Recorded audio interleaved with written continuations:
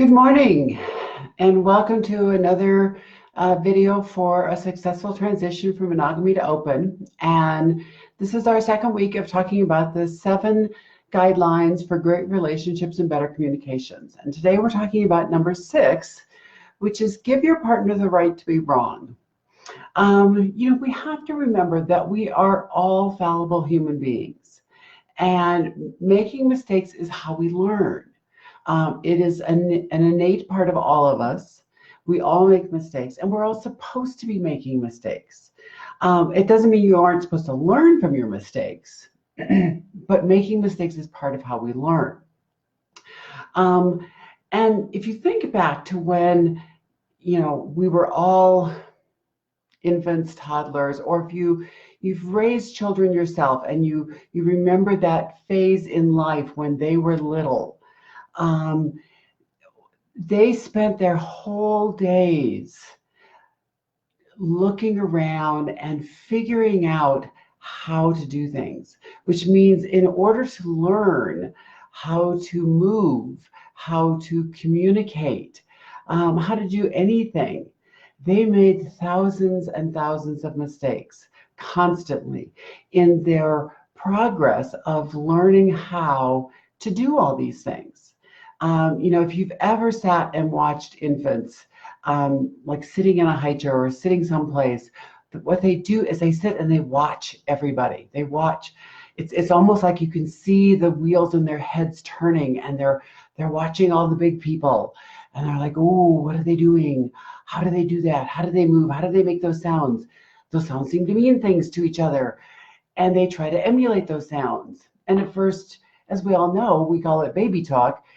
Yeah, it's gibberish. You don't know what they mean, but they know that they're trying to communicate. They're trying to emulate the sounds that we are all making around them. I often tell people I work with, because people are so freaked out about making mistakes. They have so much fear about making mistakes. Somewhere along the line, someone has taught them that they shouldn't make mistakes, that there's something wrong with them that they make mistakes, that they somehow should feel embarrassed or humiliated if they make mistakes. And so people stop trying. And it's difficult to allow your partner to make mistakes if you can't let yourself make mistakes. So you have to kind of start with yourself. You have to start allowing yourself to be a fallible human being. So think back to little kids. Think back to when a child is learning to walk.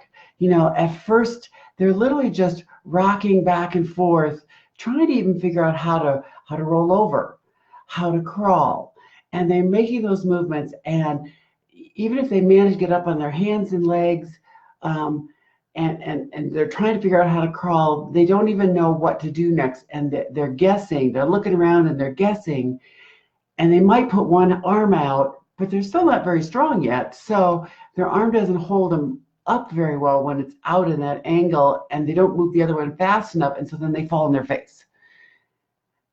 But they don't stop. They don't at that point stop and be like, oh my God, everyone saw me, that was so embarrassing. No, they keep going, they keep trying, and they figure out, and eventually they crawl, and they're getting across the floor, and they're so proud of themselves. And again, with walking, it's the same thing. They figure out how to stand, they figure out how to pull themselves up on things. As they grow, as they get stronger, they can pull themselves up, and they're watching the people, and like, well, they move their legs out. I should move my legs out. They still don't know how to do it, but they try. Like they don't feel like they have to do it perfectly. They just try, and they just do it. And what happens? They fall on their big diapered butt. But they don't sit there and go, oh my God, this is so terrible, it's so awful. You people are just going to have to carry me forever. No, they don't feel embarrassed. They might cry a little bit if they hurt themselves, but they get back up and they try it again and again and again and again. We forget that as we get older, because someone taught us that we shouldn't make mistakes. And then we put that on the people around us. We don't let our partners make mistakes. We don't let our children make mistakes. We don't let our coworkers make mistakes. And it stops us from trying. It stops us from learning. It stops us from growing. We have to get over that. So that is why number 6 is another very important point in this whole process of having better communication. Is you not only have to allow your partner to make mistakes, you've got to be able to admit when you're wrong and you've made mistakes.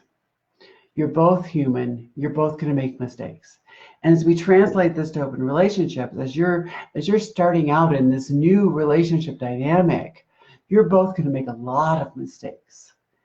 And you cannot expect the two of you are going to do this perfectly, or the three of you, or however many of you are in this dynamic. You cannot expect you're going to do this perfectly. And you've got to let each other be wrong. And that's okay. So tomorrow is number 7. It's the last of the 7, which is remember that you reconsider your wants as goals that you may achieve later. And then we're going to do the last 2 pieces that bring this together and wrap out this whole section.